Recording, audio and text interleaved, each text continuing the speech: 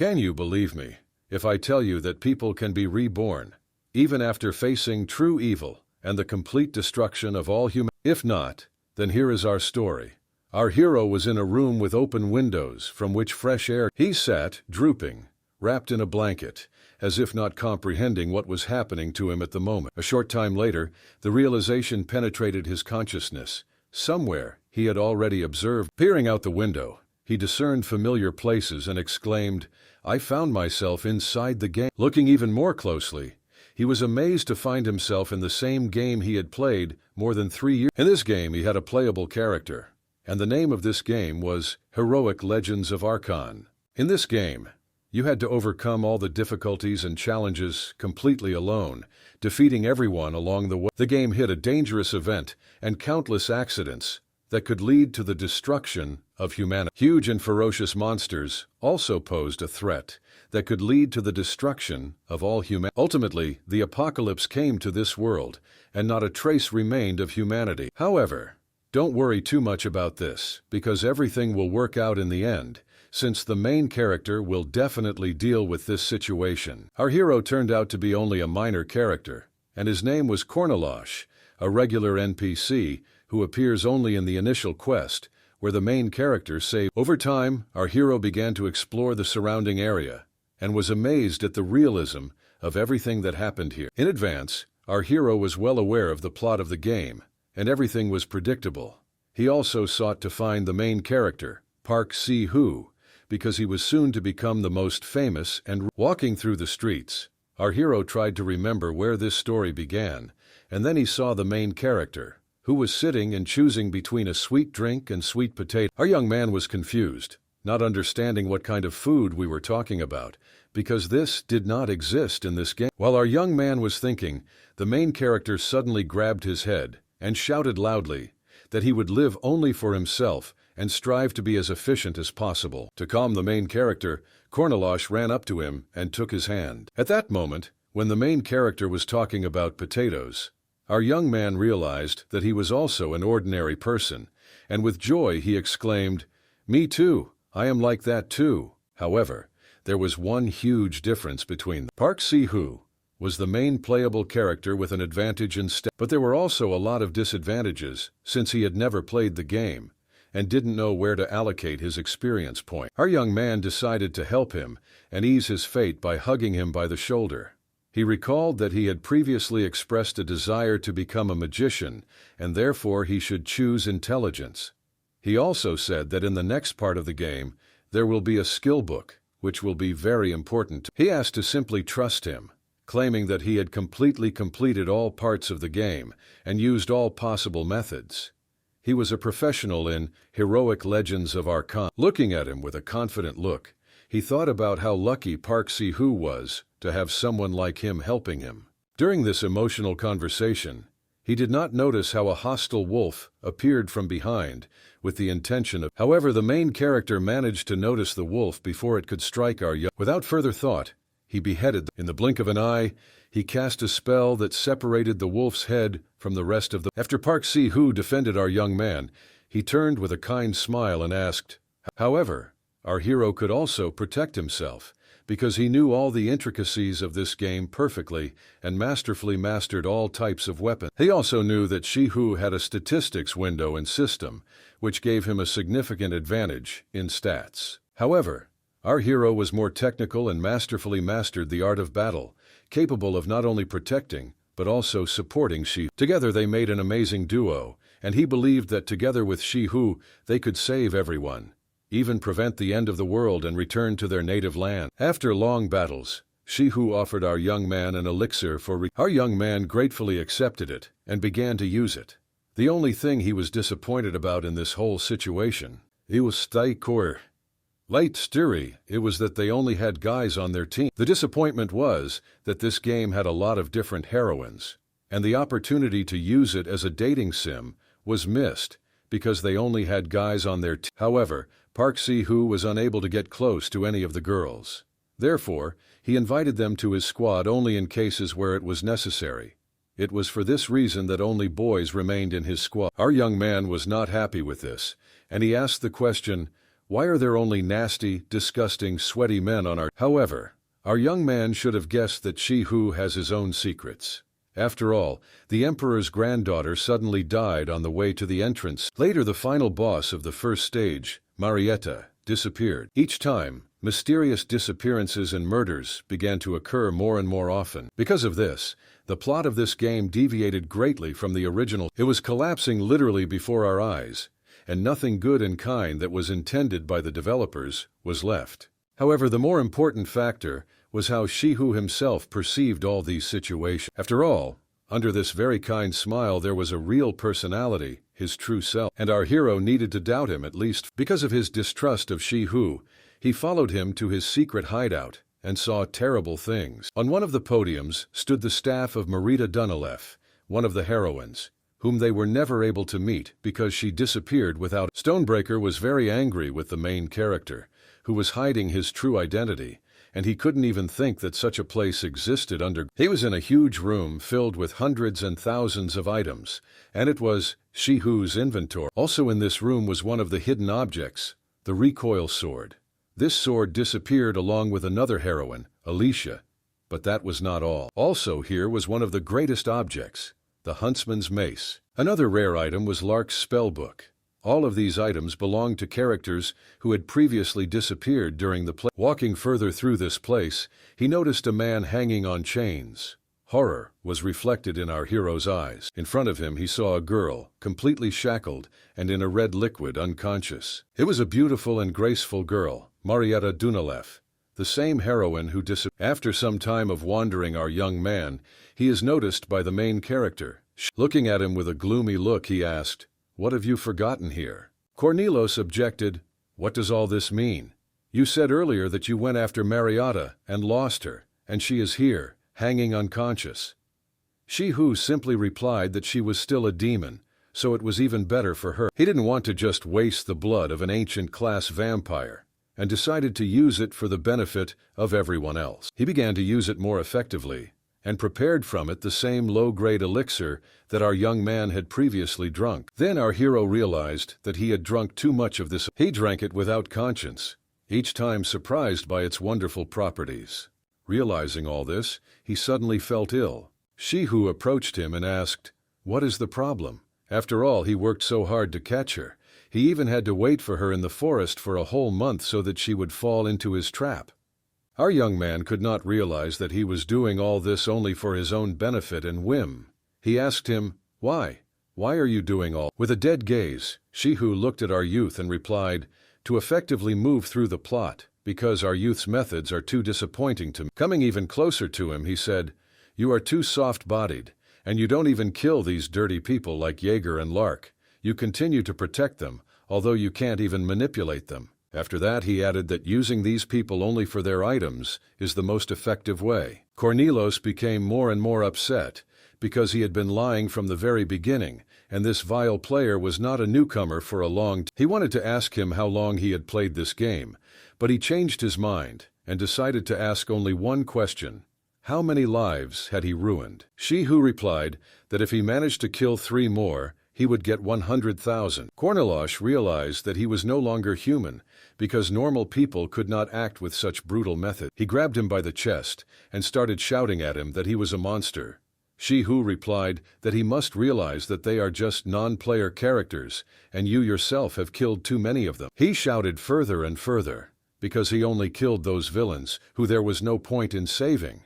They tried to destroy this world. Shihu's value system and his desire for absolute efficiency did not suit our... Cornelos began to knock him down, asking, "If you are so obsessed with efficiency, then why did you take the returns? Why do you need an item that belongs to the knights? And what was wrong with using an ordinary potion and not the blood of this beautiful..." After all, the main character could easily create potions using the status window. Then why did he spend all his time creating the potion by hand? He continued to anger Shihu further and further. It's a lie. He said he just needed a way to calm down his sociopathic tendencies. Before he could finish his sentence, Shihu hit our hero. It was an ordinary blow, but even this blow was enough for our young man to fly off to the opposite side of the room. He lay there, barely breathing, and his death was already approaching. The psycho, He began to say that our young man was driving him crazy, and noticed that after all that he had done for him, he should not talk to him. As he got closer, Shihu began to assert that he should become the most important thing for our young man, and he should become his whole world.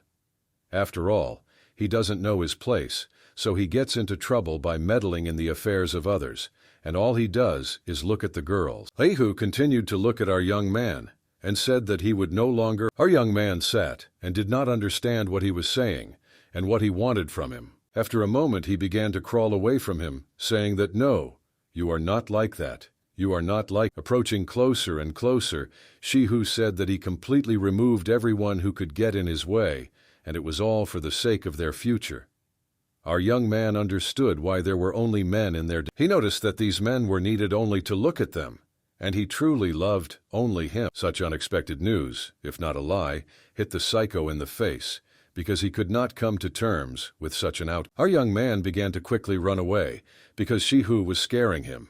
He didn't want to become his victim, because he didn't even have a girlfriend. However, Shihu could not let our hero go so easily, and he tried to grab him. He managed to hook his tentacles onto one of his legs. Afterwards, he decided to completely immobilize him so that he could not run away from. Its tentacles squeezed him tighter and tighter. Afterwards, our hero was enveloped in a network of these tentacles, constraining his every movement. Shihu approached our hero and said that he would not run away from him and would spend eternity with him in his captivity. He was glad that he managed to grab it, and joyfully, even slightly excitedly said, "You are mine now." Shihu continued to squeeze him and said that in this fake world, only you are real. Everyone else is just trash. Shihu frightened our young man more and more, and he was terrified. However, Shihu assured that everything would end soon. He began to create his spell in order to complete this fight as quickly as possible. With a smile and a face completely filled with satisfaction, he said that now they will be together all the time. Kornilosh lay in a void where nothing existed.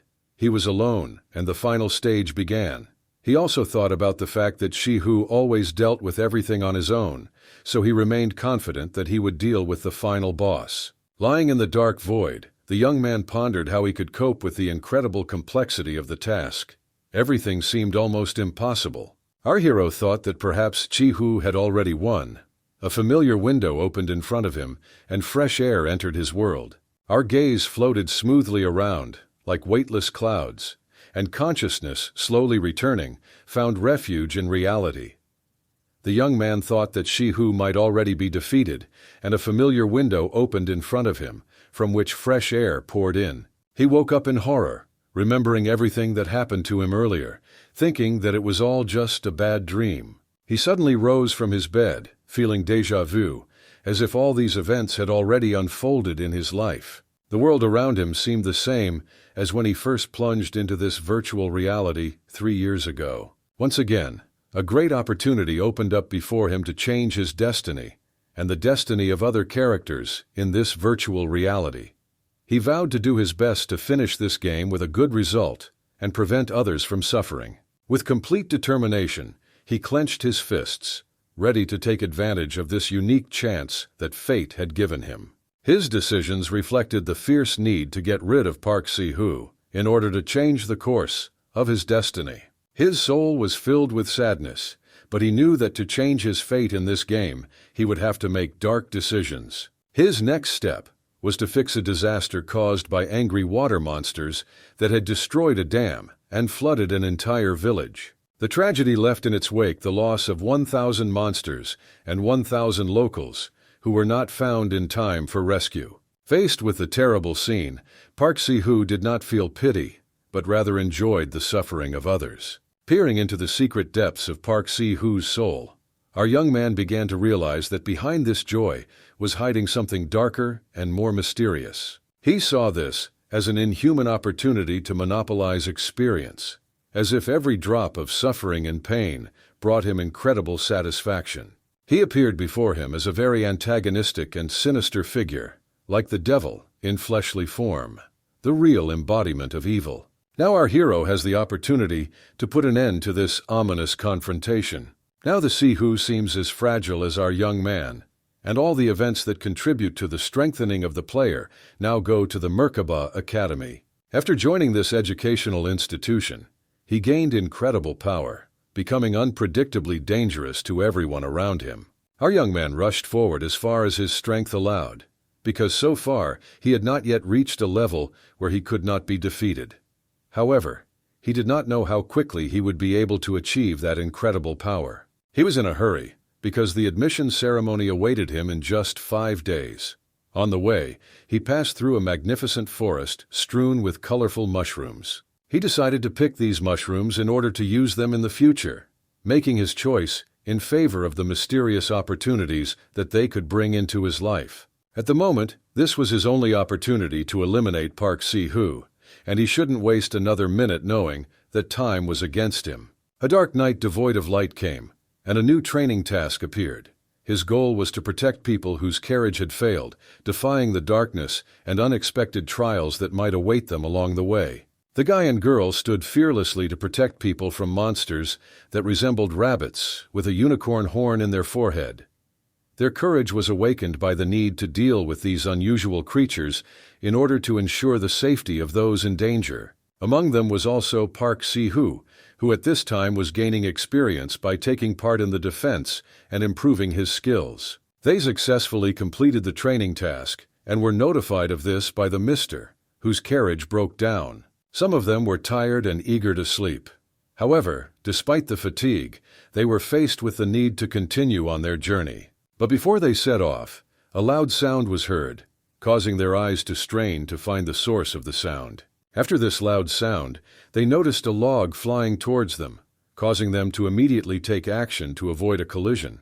The young man resolutely pushed the girl so that both could avoid such an unexpected attack. Both of them remained unharmed, as the guy managed to dodge at the last moment, avoiding a collision with a log. After this unexpected attack, they assumed fighting stances, preparing to fight an unknown enemy. This time the enemy turned out to be a werewolf, a monster of the second rank, powerful and terrifying in its appearance. His loud cry could be heard for many kilometers, and his aura was so frightening that it caused awe, even at a great distance. At that moment, our young man was carefully watching everything that was happening, and it was strange to realize that all the events had already unfolded, despite the fact that he instantly rushed here. However, he was unable to stop them because there was not enough time for full preparation. At this time, a battle had already begun between the werewolf and the warriors, who took upon themselves the challenge of protecting and fighting this powerful enemy. The girl who was injured by the monster was named Laura, and the guy accompanying her was deeply worried about her health, watching her fight with that terrible enemy. He turned to Si-hoo, begging him and Laura to leave the battlefield, implying that they could hide in a cart and leave. He was ready to sacrifice himself so that others could be saved. Si-hoo told the girl and the man to set off, promising that they would catch up with them later, and urged them to leave safely. After this, the girl expressed her desire for everyone to go on a trip together. However, Si-hoo refused, saying that he could not abandon his comrades in battle. When Si-hoo returned to the werewolf, Leon was already in his clutches and whispered in a very quiet voice, "Run, run, we can't handle him." He stood in front of that bridge, shrouded in fear, realizing that these could be his last minutes of life. Our hero monitored the entire situation carefully before intervening. He wanted to make sure whether Si-hoo would save this world or not. After all, this time he was not sure whether he would remain the same player or become a regular game character. However, Si-hoo remained the same player who only sought to kill everyone in his path. The monster opened its mouth, screaming and going into a frenzy, preparing to attack. At that moment, as if out of nowhere, the same girl who was about to leave appeared. She screamed at Si-hoo to duck down. She dealt the monster a rather crushing blow, but at the last moment he was able to defend himself by offering his paw. She was shocked that her sword simply stopped and could not fully penetrate its target. The werewolf threw her away, and she landed next to Si-hoo. At that moment she told him to move away, claiming that she could handle it herself, but he had completely different plans. He tried to finish her off to obtain the recoil sword, one of the 6 legendary swords of Levsk. The girl turned out to be the second daughter of the Arden family, and her name was Alicia Arden. Si-hoo was worried that he would not be able to get this sword so early. The girl noticed something suspicious in her friend's behavior and turned around. At that moment, Shihu decided not to miss the opportunity to finish her off and plunged his blade into her back. Our young man was shocked by such brutal behavior. He realized that he needed to deal with Shihu as quickly as possible. He was deeply angry with him, because it was Shihu who killed the girl and his comrades during the training mission. The girl held her shoulder, where the dagger had previously struck, and asked, "Why did you do this? Why did I try to help you?" After the wound, her vision began to fail, and her senses began to dull. It was active poison. Everything around became more blurry. In the heat of battle, they almost forgot about the werewolf, who did not miss the opportunity to attack them. Alicia was horrified by what was happening. Even wounded and poisoned, she still repelled the werewolf's attacks with her sword. Our young man realized that if Alicia Arden died during this quest, then Shihu would receive one of the legendary swords. After that, he would probably be able to join Lunia, the great swordsman's squad. Alicia jumped back to better distribute her strength and calm down. She stood and trembled. She needed to concentrate so as not to die in this battle. She closed her eyes and began to breathe slowly, concentrating. And now that moment has come. She concentrated and was ready to attack this monster. Alicia used a perfect step skill, and an incredible aura surrounded her. The werewolf also sensed this and began to attack her to avoid defeat. Zihu watched the whole thing, reasoning that at this rate she might be able to kill the werewolf herself. He needed her to die, so he decided to help the monster by plunging his blade into her once again. During her concentration, Alicia still managed to notice the blade flying towards her. She took the blow in time to deflect the blade. "Who are you that could kill me?" she whispered. She thought that this time it was not an accident, but that he deliberately decided to end her life. This slight delay was enough for the werewolf to be right in Alicia's face. She didn't panic and decided to strike at close range. The blow landed on the werewolf's neck. She wasn't sure of her victory, but it was the best she could do. They fell together. It was not clear who had won. Alicia lay under the monster, but was still breathing. The monster lay lifeless, with a sword in its neck. Approaching them, the psycho began to withdraw his sword. Alicia just asked, "Why do you need him? Why are you treating us so cruelly?"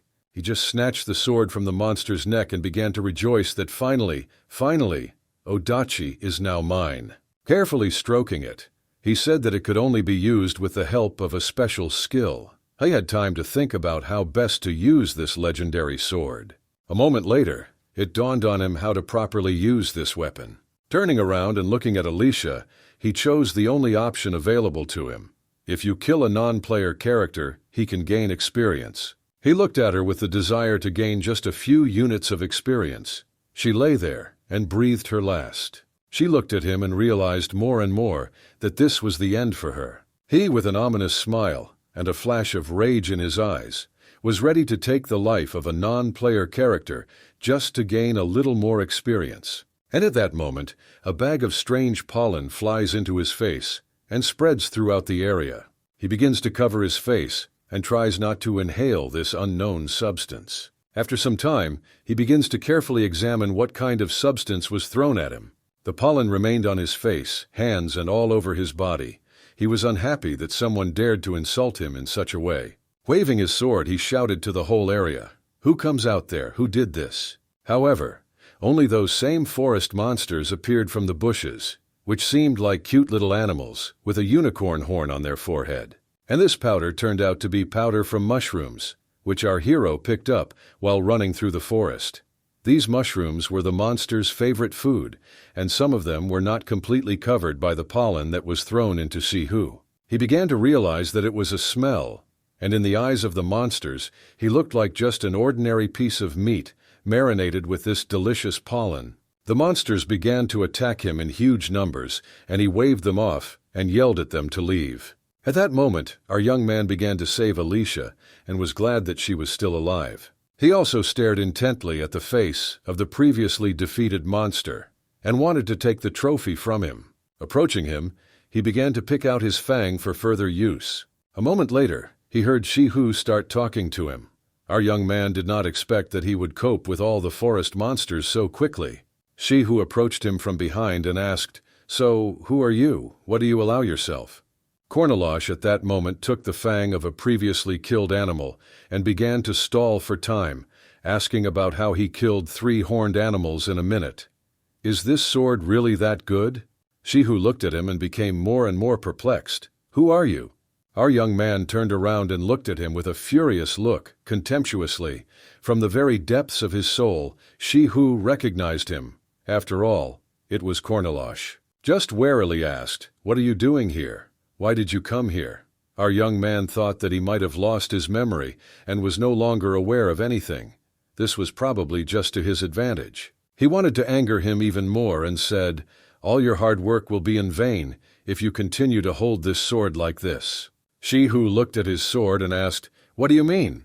And at that moment, when Shihu did not expect this, Cornelius swung his hand to confuse him. Our young man threw sand into Shihu's eyes so that he would temporarily lose his orientation in space. Shihu crouched down and started shouting at the young man, "What are you doing? Why are you doing this to me?" He did not want to die, and began to swing his sword left and right, trying to defeat our young man. Our young man noticed that he was clumsy with the sword, but quite quickly. Perhaps it was stronger than him. However, you just need to try your best and defeat Shihu. He also hit him with the same fang that had earlier knocked him out of the greedy monster's mouth. Shihu, despite this blow, still managed to smile. True to form, he began to warn them to beware of him. After all, it could end up in their neck as well. He told them to quickly think about their destruction. The blows were delivered more and more quickly. He began to concentrate not only on his opponent, but also on his fangs, defending himself from him. Rihu concentrated only on the fang, and defended himself only from it. At this moment, the young man had almost achieved his goal. At this moment, no lie, he began to attack Shihu with his second hand, which contained another object. Shihu could never have expected this. He was desperate and didn't know what to do. It all happened so quickly, and that's why he didn't show his weapon until the last moment. It was the same poisoned blade. He struck him right in the shoulder, from which he could not come back. Shihu screamed from unbearable pain and from the realization of how weak he was. He began to cry, begging for mercy, promising with oaths that this would not happen again. Our young man decided to finish what he started and took out the fang that he had previously removed from the monster's mouth. He aimed directly at Shihu's neck so that he would not suffer and leave this world painlessly. However, Shihu was able to stop the fang with his hand at the last moment, which saved his life. Both of them sought only one thing, the death of their rival. However, Shihu found himself in a more losing situation. After resisting for a short time, he ran out of strength, and the fang stuck straight into his neck. Our young man thanked Shihu for his past life, and for the opportunity to become stronger, because this will happen only thanks to him. He removed the fang and, without regret, looked at the cooling body of his former partner. He had no regrets about this, because he finished off the monster. However, after this, the game threw an error, and began to consider other options for passing.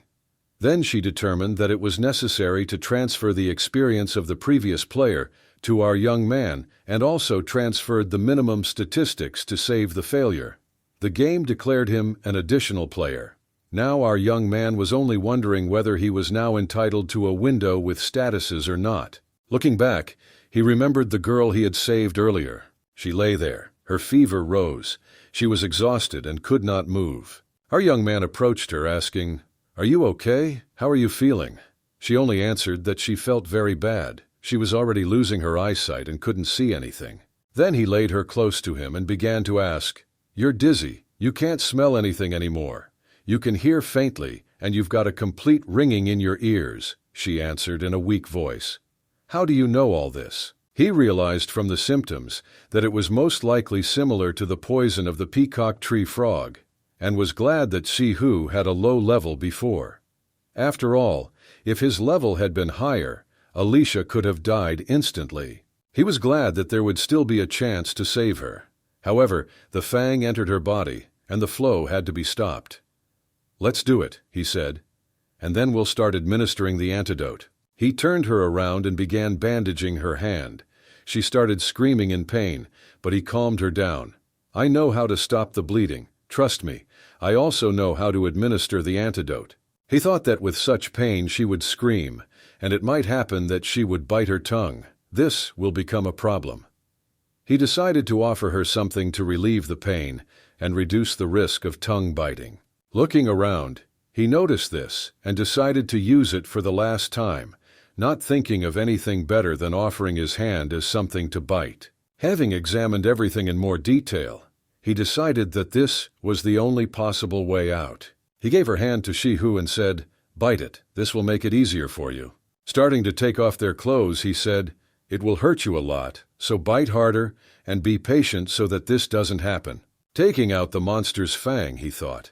After all, he doesn't know why he returned exactly 3 years ago, and only one thing was clear.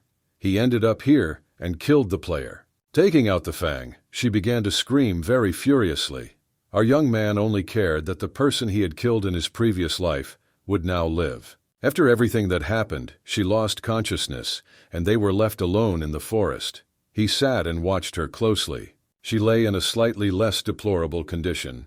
However, it was enough for our young man that he was able to save her, and that was enough. After some time, he lit a fire and began to prepare an unknown liquid. Stirring this liquid, he told Alicia that he was preparing an antidote, and she needed to be patient a little longer. He reassured her, "Everything will be fine, don't worry. You won't die just like that, I won't allow it." She whispered in her quiet voice, "You are my savior." Taking his shirt in his hands, he looked at her. She continued to speak quietly, "Say your name." Cornelash placed his shirt over her eyes and forehead to relieve the heat and said, "You don't need to know him." She responded indignantly, "What?" Afterwards, he began to persuade her not to think and just relax. He said he would wake her up as soon as he prepared the antidote. She agreed with this, because now it's better for him not to tell anyone what he will do. Some time later, taking a stick in his hands, he began to chisel mysterious hieroglyphs on the ground, as if preparing for some unknown event. Soon after, he clarified that, as the title itself implies, this is a story about a hero. While the player successfully copes with all situations in the academy, he turns into the very hero who will subsequently save the world, put an end to many villains, and meet the final boss. Also, the only reason why the devil named Shihu was able to progress through the storyline was because if the final boss is not destroyed, this world is doomed to end. However, at the moment Shihu already rests in the world of the dead, and the question of who will take his place remains open. The young man realized that this had now become his integral responsibility. After all, he was given the title of heir of the martial artist, an additional player. However, disappointment flashed through his soul. They forced him to become a new player, but did not do it properly. After all, every time he tried to look into his inventory or look at his characteristics, he encountered errors, the lack of necessary permissions. He became an additional player, deprived of access to all the amenities that other participants in the game enjoyed. It was difficult for him to take the place of a real player, deprived of everything except the memories of his previous life. However, there was something more than the gaming system itself. 3 years ago, he indulged in training designed to push his body to its limits. Now he has ceased to be a simple character, becoming a real player, on whose actions the fate of this world depends. At this time, he completed drawing runes previously unknown on the sand next to the fire. After completing his ritual with the runes, the fire rose in the bright light of the moon, and the flames began to flare up furiously, flaring up more and more every second. He felt joy, because everything worked exactly as before. In his previous life, he mastered the magic of runes. These were ancient symbols with enormous magical power. The rest of the inhabitants knew them as the runes of the 3 commandments, and this was one of the most powerful laws of the world. They served as a source of great power, but also caused destruction. The young man decided to put 3 runes into his body. He began to apply the first of them to his shoulder. It was painful, and this rune represented the rune of duty.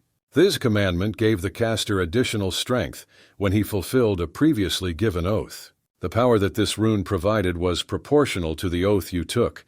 If your oath involves simply eating, the rune will not add anything special to your characteristics. The young man decided to take an oath to follow this principle to the very end. It became his oath to not turn a blind eye to the troubles of good people. After this, the debt was accepted, and its characteristics will improve when completing quests. However, in case of non-compliance, he will be punished tenfold. He then proceeded to place the second rune on his body. This rune became the rune of limitations, and as a limitation, he established that he could not see spirits. In this world, everything has its own spiritual component, and here there are spirits, ghosts who do not have a material body. They only take action if someone is able to notice them, so they don't use their power on people who can't see them. After this, he received a notice that if he broke the rules, he would be subject to a punishment of 600 times greater and be exposed to astral beings. Now, thanks to this commandment, he is completely protected from their influence. All he had to do was apply the last rune, the rune of oath. This commandment uses all oaths as a source of power and carries with it the greatest risks. That is why in their past life they did not resort to using this rune. Ultimately, even though there was no use of runes, the player Park Si-hoo failed in his past life, and now there is no need to worry about it. This oath was given the phrase, "I will save the world," which became the most significant in the oath. He completed a complete list of commandments, for a warrior should strive for great ambitions, and his oaths were dedicated to the most lofty goals. After accepting the final commandment, it began to affect our player, and a reminder appeared that failure to fulfill the oath will result in instant death. Several days passed after that cold night in the forest, and our heroine woke up. She could not realize where she was, because just a few moments ago, she was in a cold and gloomy forest. She suddenly stood up from her bed and felt a pain in her side. All the events around were real, and the nurse asked, "How are you feeling? It's good that you're already up." Looking at the nurse, she asked, "Where am I?" The nurse simply replied that they were at Merkaba Hospital. The girl began to wonder where the one who brought her had gone. The nurse replied that he left immediately after he brought her. This amazed her, and she wanted to chase him. However, the nurse stopped her, warning her that she could not move yet. Resigned to the situation, she began to look around the room, trying to locate her things. Noticing a backpack with her things, she looked at it and asked, "Are these the things of my savior?" She picked up the belt that had previously served as a tourniquet to stop the bleeding and noticed that there was still blood on it. After looking around a little, she began to shout loudly, "Nurse, nurse, come!" The nurse approached, dumbfoundedly asking, "Yes? How can I help you?" The girl became empowered and asked, "Is there a place where I can buy a candy called Honey Bomb?" The nurse stopped her, saying that she still couldn't eat sweets. After this moment, 3 more days passed from the training quest. It was the day of the entrance ceremony to the Merkaba Academy. Our young man knew he had to show his student ID to enter. While searching for it in his wallet, he discovered a strange package. It turned out to be a letter. He did not remember putting any letters or papers in his wallet. Walking further down the street, he began to read the letter. It said, "My good son, you have no idea how proud I am of you. Become an amazing man who protects many, just like the great people who protect you." He was delighted, but wondered when she managed to plant it on him. After all, our young man was just an ordinary, inexperienced child, but even he had his own family. Having received this new alien body, at first he felt awkward and unusual, but they still treated him warmly, like their own child, accepting him into their family. After some time, he even began to love his family in this world. In this world, someone really loved our hero, and this was the main difference between him and Si-hoo.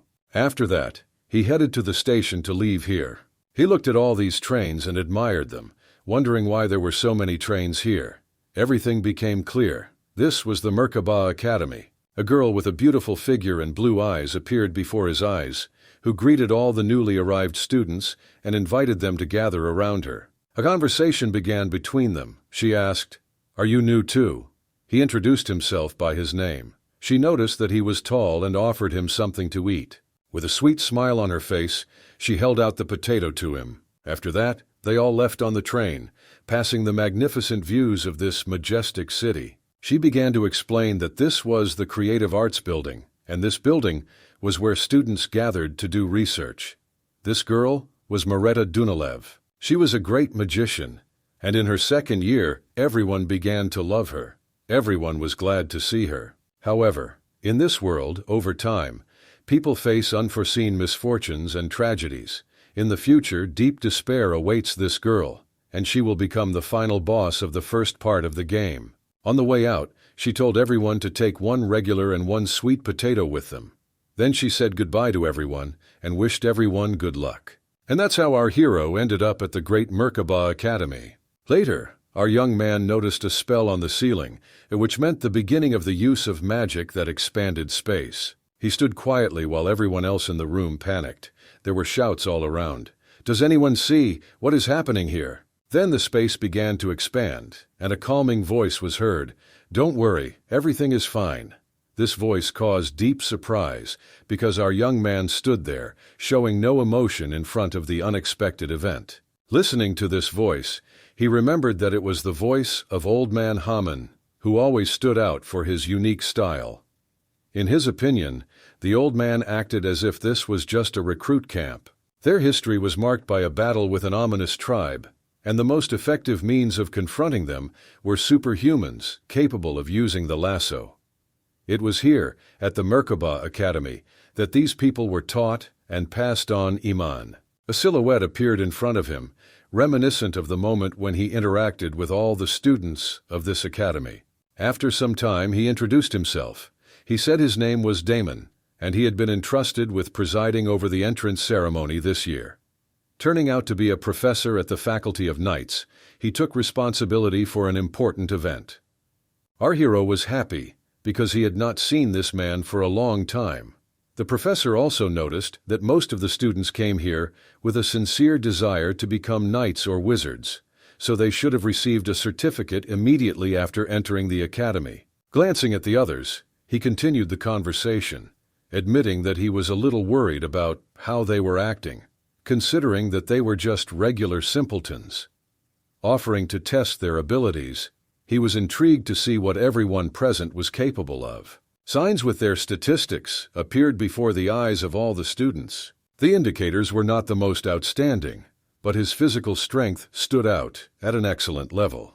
The professor began to explain that the overall rank was displayed in front of them, and each of them needed to stand in front of the number corresponding to their rank. Our young man was upset. Among 400 people, he was in the bottom 1% of students at this academy. With an ominous smile, the professor looked at everyone present and wished them good luck in this difficult battle. All the students began to be distributed by rank. There were fewer high-ranking ones, more middle-ranking ones, and only a couple of the lowest-ranking ones. Teachers who are closely monitoring what is happening have noticed that this year there are many talented individuals among the students. One of the teachers stated that there is no need to evaluate all the first and second-rank students right now. He was asked to wait until the check of the others was completed. Among the students, there were those who had outstanding abilities reflected by their rank. Among these students, one could single out the granddaughter of a brilliant swordsman. This girl's name was Alicia Arden. The second girl was the Druid of Avalona. Her name was Yule. The next one was a guy with a fairly athletic build. It was a ball control mercenary. His name was Dron Varsky. Also on their team was a brilliant golem mage named Cranel Luden. And one of the strongest representatives of this team, the only one of the first rank, was the heavenly Yaksha. Her name was Hwarang. They teachers were amazed that even this girl was allowed into the academy, and wondered what the director was thinking about when he did such things. One of the teachers thought, "Is there any point in checking the 6th rank at all? The 5th tank also looks very weak. You shouldn't expect anything from them at all." And he suggested throwing out the unfit 6th ranks. A beautiful but angry girl appeared behind this teacher and announced that the director ordered everyone to undergo training, and whoever disagrees with this will be severely punished. The teacher was amazed at the girl's anger. After this, he immediately proposed to begin training and testing all students. Huge chests filled with weapons began to descend towards each of the students. Our young man was also given such a chest. He had to choose which weapon he would fight with. Afterwards, a notification sounded that monsters would attack in 30 seconds, and it was necessary to kill as many of them as possible. our young man noticed that they, as always, were not hospitable. The countdown has begun. At this moment, our hero slowly chose a weapon for himself. He knew that most of the 5th and 6th rank students would not be able to think about the right choice and would simply take the first thing that came to their hand, most likely a sword. In the past, our hero made the same mistake. At the moment when he was thinking about this choice, 3 of his opponents already appeared before his eyes. It was a short but scary moment. The 5th rank monster was a rather evil and treacherous creature. Cornelos was ready for this and chose a simple weapon. However, it is said that it takes only 100 days to master a sword, more than 1,000 days to master a spear, and more than 10,000 days to master a blade. Our young man swung his chosen weapon and was ready for a long battle. After much thought, he chose the best option, a spear. After choosing a spear, our young man threw it at one of the hounds. From the very first blow, he hit the target, the hound's head.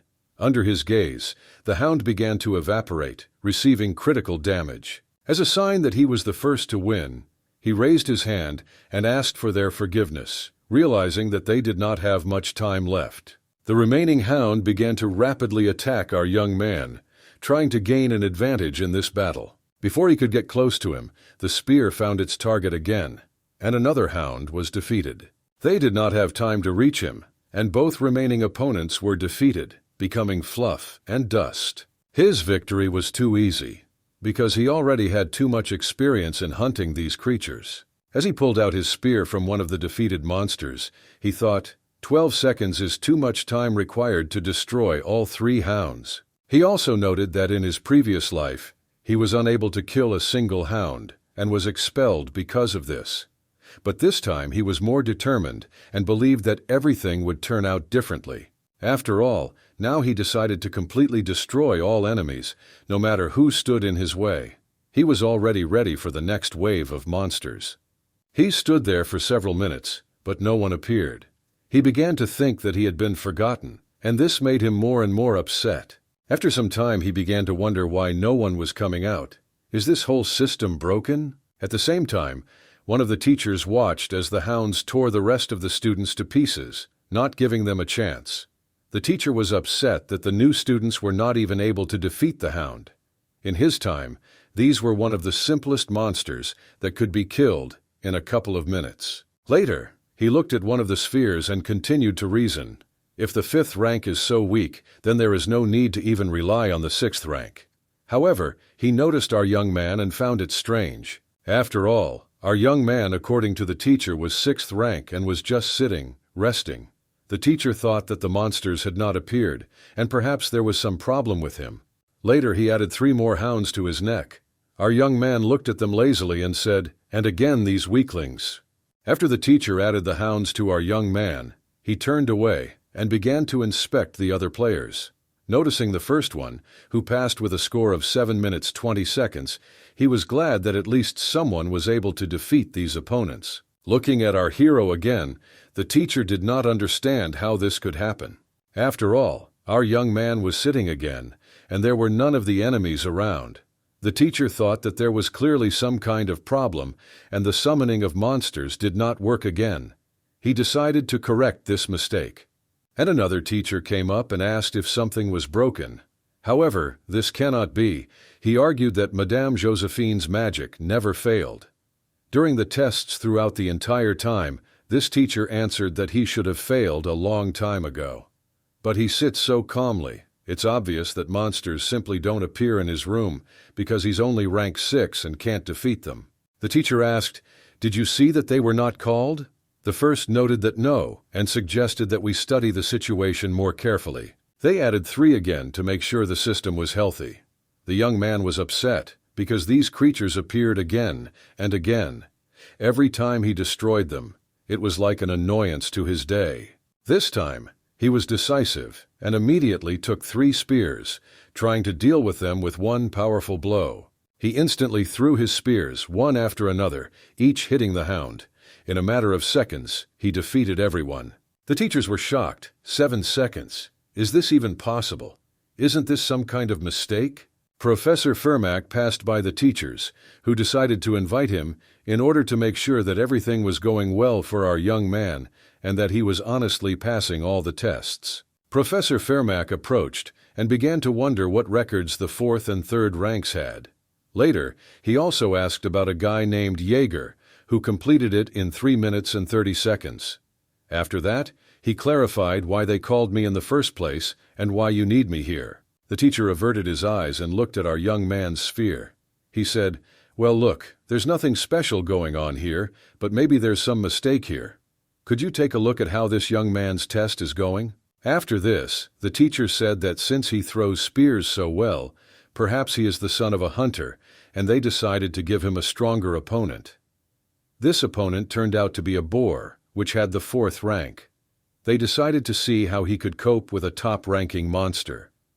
To their surprise, our hero needed only 3 seconds to defeat the boar. It took even less time for one monster. They decided to continue the test, realizing that everything would not end so simply, and called him an owl bear, who had the 3rd rank. Our young man looked at this monster and did not feel the slightest bit of fear. He avoided absolutely all blows inflicted by the enemy, and at the same moment counterattacked, delivering his own blows. He struck quickly and accurately, hitting his opponent without leaving him any chance of victory. However, the owl was more stable and easily withstood all the blows of our young man, also launching attacks directly at him. However, he was still able to dodge these attacks. Once behind the owl, he began to use one of the runes called Kinaz, the rune of flame. He drew it right in the air. The owl was completely engulfed in flames and was receiving critical damage at this moment. The teachers turned around and looked at the fact that rune magic was even possible. Who is this guy? Everyone began to be interested in the battle of our young man with the monster. The professor also noticed that he used a rune, which was a rather rare phenomenon. Even completely engulfed in flames, she still had the desire to win. Enduring unbearable pain, she tried to hit our young man, persistently holding on in the fight for victory. Having dodged the blows, he realized that the flame on her didn't really work. However, he knew that he could still win. He realized that in order to cope with such a formidable opponent, he needed to deprive her of her vision so that she could not hit him. He landed his blow right at the owl's head, which gave him a huge advantage. The other teachers noticed that this kid was clearly unusual, just a 6th rank. They felt sorry that the test didn't include monsters above rank 3 so they could judge how strong he could be. They looked in amazement because for the first time in many years, such a fascinating young man appeared. They were very interested to know how he would deal with other opponents, such as sinister spirits. Looking into the sphere, our observers still decided to start by summoning 5th-rank spirits. This was done for the purpose of a more detailed study of the maximum capabilities of Cornelius. However, our young man did not perceive anything around him, did not hear, did not see. He was convinced that they couldn't let him go so easily, so they called someone. The thing was that it was a limitation.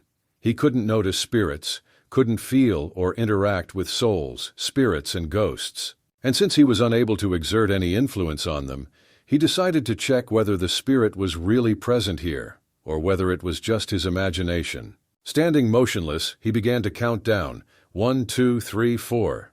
Continuing his countdown, he counted to 60 seconds. The passing 60 seconds brought him the realization that the call had indeed taken place. However, despite this, he was never able to interact with spirits and ghosts. Determined to complete this test, he made a decision. Raising his spear, he declared clearly and distinctly that he was giving up and no longer wished to participate in these stupid trials. The test was completed. He defeated the hounds in 7 seconds, killed the boar in 3, and defeated the bear in 11. This became a new absolute record in training. Approaching the teacher, he expressed gratitude for the excellent work and effective teaching. The teacher looked at him in bewilderment. After all, this young man was only rank 6. How did he manage to set absolute records on all 3 monsters? At the end of the test, the students who passed it began to gather in the hall.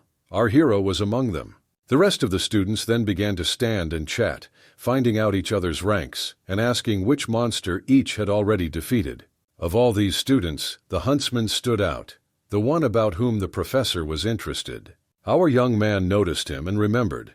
It was the same guy who started a fight with the player at the very beginning of the game. It also occurred to him to remember that last time Shihu finished with him, since he pissed him off as quickly as possible. The huntsman showed arrogance and constantly committed incomprehensible acts. However, for his youth, such behavior was considered quite normal. But nevertheless, everyone around him considered him crazy. After some time, other students began to discuss the fifth ranks, arguing that they must be very weak because they were losing to absolutely everyone. They could even succumb to the hounds and the weakest spirits. Our young man looked at one of the low-ranking characters, knowing that this guy's name was Lark. He knew that in his past life, Lark had never been able to cope with his inferiority complex. All these conversations were interrupted by a loud voice coming from all directions. It was the director, who wished good morning to everyone who passed the test. The director himself stood in front of us. His name was Kasasa. It was a man with long hair and a third eye on his forehead. He greeted the students and said that they all came to the academy to become strong, because only strong people gather here. Looking at the beautiful girls, he noticed that some were already doing pretty well, while others would have to work a little on themselves. He later noted that he could not guarantee that everyone here would get what they wanted. However, he really hopes that at the academy, all students will be able to find their own path to development. The goal of the academy is to help everyone take the first step in the right direction. However, the rest of the journey lies with the students themselves. After this motivational speech, he announced that he had no more news at the moment and wished everyone present a good day. After the director's speech, the rest of the students began to break into groups, communicate, get to know each other, and get to know each other. One of these guys was a Jaeger, who declared that from that day on, he was a knight of the third rank. Then he stopped his conversation, because his attention was attracted by a guy who was sitting quietly near the wall and reading a book. Leaning on the wall, the huntsman began to ask, "What rank are you? Who are you?" The young man was a little alarmed by this conversation and stammered and replied, "I'm only 5th rank." After that, the huntsman began to grin. "Only the 5th one? You're just a pathetic non-entity. You won't even be able to kill a spirit. You probably won't even be able to cope with a hound."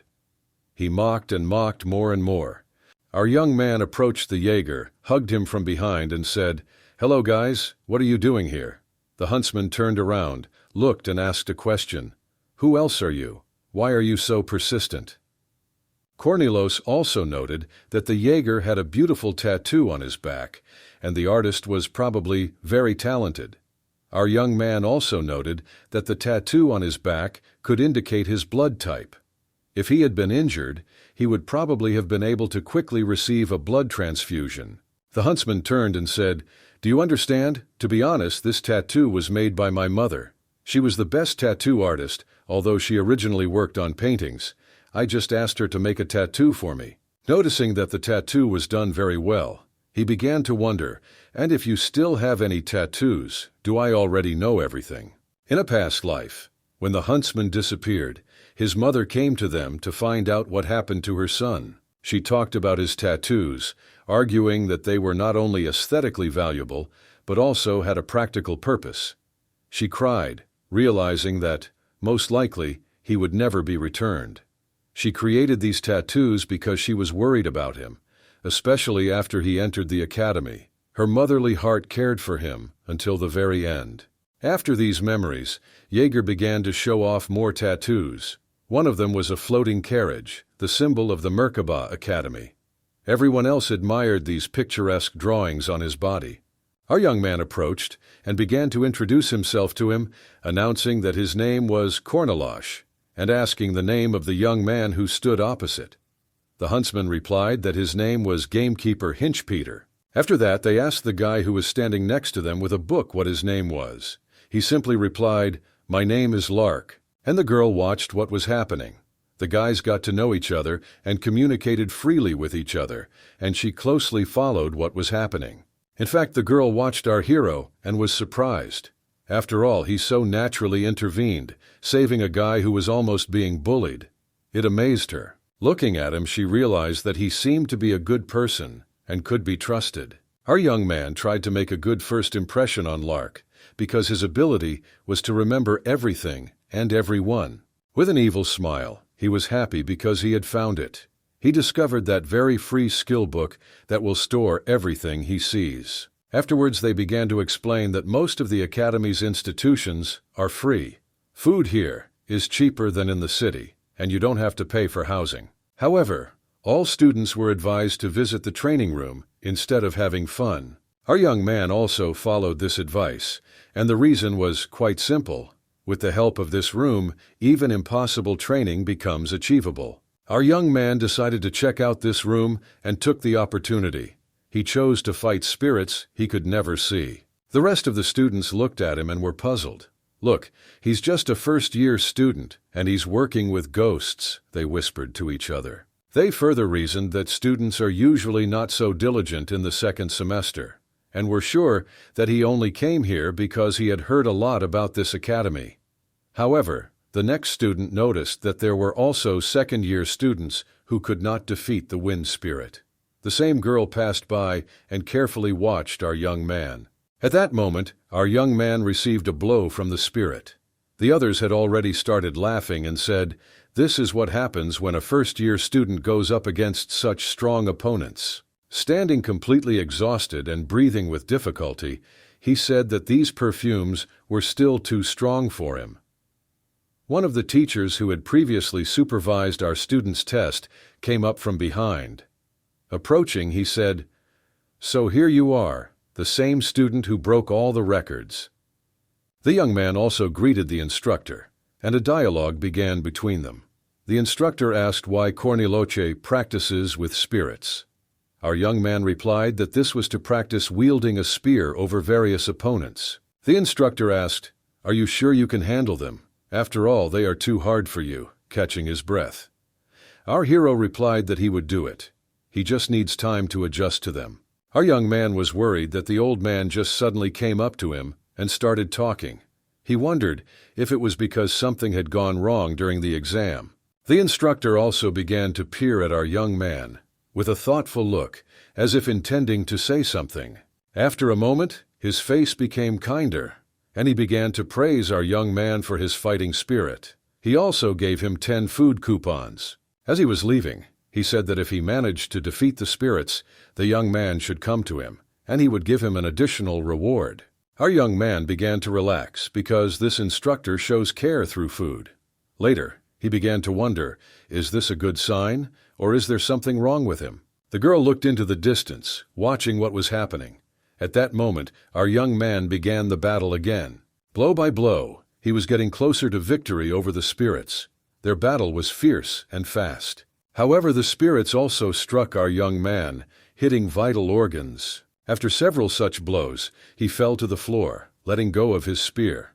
There was practically no strength left in him. He lay there exhausted and breathing heavily. "I just wanted to rest so I could continue to improve my body and technique." Someone dropped a handkerchief onto our young man's face so that he could wipe off his sweat. It was that same beautiful girl. She stood with a glass of water and asked, "Well, is it hard to train here?" Our young man sighed and said that yes, training here takes all his strength. However, they bring incredible benefits. She said that it was better for him to rest now, because he had already trained too much. At this moment, she wanted to show concern and began to conjure cool water into his glass so that he could quench his thirst. Passing the water, she began to say that our young man just needs to understand the basics, and one day he will succeed in all the techniques that he trains. Our young man lay there and silently agreed with everything the girl said. However, at that moment the thought crossed his mind that he might not have a next time. Gratefully accepting the water from the girl, he thought that he would be the same as he was 3 years ago if he didn't change anything. After all, before, when he had a friend Shihu, they had a window with statistics. There were also endless potions, skill books, and combinations that were tied to their joint attacks. He sat sadly aware that now Shihu was gone. After all, he killed him earlier. Now he must do everything alone, achieve everything himself. He drank the water the girl gave him and thanked her. He also said that he thought he could give up some other time and that he didn't need to continue. After all, He simply must become the strongest in order to finish this game and prevent the destruction of this world. He started training again to find out where his limit was. He thought that maybe he was going a little overboard with this, but he needed to compare his current skills and the skills he acquired in his previous life. He began to hone different blows and imitate different animals. One of the attacks was Tiger Wind Strike. He also trained counterattacks, blocks and grabs, and other techniques that could save his life in incredibly difficult battles. He also trained javelin throws to fight opponents at long distances. After all, our hero did not have a strong body, little magical power, and he also did not have an aura. He only had memories of the future, which would be simply useless in battle against strong monsters if he did not hone his skills. Grabbing his spear, he gathered all his determination for further training to cope with the monsters and geniuses that exist in this world. He had to work harder than everyone else to achieve his goals. He had memories and experiences, and he knew they would never betray him. He continued to train with an incredible thirst for strength. Each time he dodged the ghost's blows better and better. Then he threw his spear to pierce the ghost. However, he managed to return. The girl was a little discouraged that he threw away his spear. She thought he was about to give up. But our young man jumped up along with the spear and managed to grab it. Afterwards, the girl realized that he did not just throw away the spear. He shot it to catch it and deal the next blow. While completely in the air, he prepared one of the strongest attacks he could use. This skill was called crawling snakes. Flying down, he began to throw his spear, delivering a deadly blow to the ghost. After many attempts and much suffering, he was still able to defeat this powerful enemy. The rising wind even blew the girl's headdress off her head. She thought that he was not only strong and outstanding, but something more. She couldn't find words to describe him. The only thing she said in surprise at that moment was, "Wow, he's incredible." At the moment when he hovered in the air and the ghost dissipated, there was a beautiful blue light all around. She looked at him and admired him. There was only one thing in her thoughts. He's so cool. After defeating the ghost, he needed to go down, but he had no strength left, and he fell from a great height to the floor of the training hall. His whole body ached, and the girl began to run towards him. There was only one thing on her mind. He had trained too much after all. Even his spear, made of steel, broke from too much use. After some time, he recovered and returned to the academy. They were greeted by the sweetest girl, who said that today she would show the educational institution and the places where they would spend most of their time. Our hero, bandaged and thoughtful, listened to the girl's story about the academy, while thinking about the need for more intense training and preparing his body. While the girl continued to talk about life at the academy, our hero stood thoughtfully. He was thinking about how he could improve his physical abilities without using Sihu potions. Thoughts flashed in his eyes that one way could be more intense training and the search for new methods of development. Discontent arose in his heart, because the only way he saw to improve his physical abilities was to use the precepts. Our hero noticed a young man, always surrounded by books, and thought that he would not stand aside when someone needed help. Deciding to support this insecure young man, he headed towards him. Approaching him, our hero put his hand on his shoulder and greeted Lark. Lark did not expect such treatment and expressed his bewilderment by asking what they wanted from him. Our hero suggested, "Would you like to have lunch with me?" In order to attract Lark's attention, he added, "You and I can talk about the grimoire, although not for long. Truly, this is not just a book. This is a powerful artifact that unlocks magic or skills only after reading it." He realized that the Merkaba library is a huge repository of wisdom, passing on knowledge from generation to generation as an eternal source of wisdom and knowledge. They sorted through books, and our young man realized that the library was important primarily for one purpose: to hide the grimoire. Looking through the books, he noticed that this was one of the smartest decisions in the academy. Lark didn't care about this. He just wanted to see that same grimoire and asked the Cornelian to keep his promise. Our young man said that if Lark fully fulfills all the conditions, then the grimoire will be his, with all the marks that he had. Our young man also knew that Lark worked hard, was smart, and a model student. He memorized all possible spells and stored them in his notebook. However, our hero understood that having many spells is good, but using them all would be incredibly difficult. Then he began to sort through books, throwing out those that he did not need, and this shocked those around him.